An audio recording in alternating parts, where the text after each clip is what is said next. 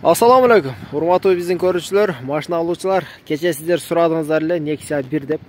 Муна бүгүн тартып көргөзүп жатабыз.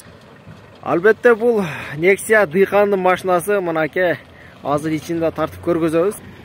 Мынакей ичиден эле тайын дыйкан экенине. Простой комплектация. 2008 жылгы чыгарылган. Иштерин мына көрүп гидравлика. Ал эми ролунда гидравликасы бар экен. Тышкы келбетин өзүңүздөр көрдүңүздөр. Азыр биз сиздерге аркасын багажын ачып көргөзөлү, урулганбы же урулган эмес.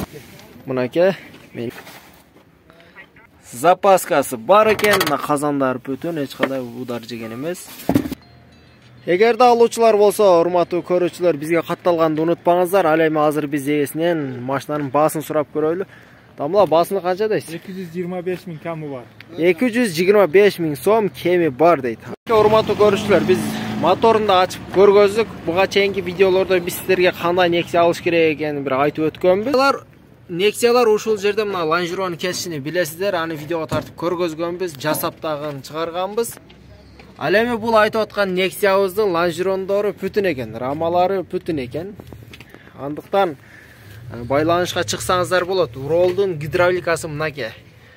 Гидравликасы бар экен. Мотору 1.5 простой мотор. Ал эми мынакей лобойлорун өзүңүздөр көрүп жатасыздар. Бүтүн алмашкан эмес, родной экен.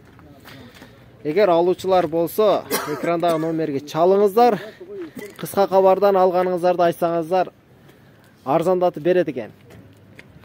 Өзүңүздөр билесиздер, 1.5 объемундагы простой моторлор өтө простой, жөнөкөй, анан жакшы тартат, ходовой, базарда дагы алып сатканга оңой болот.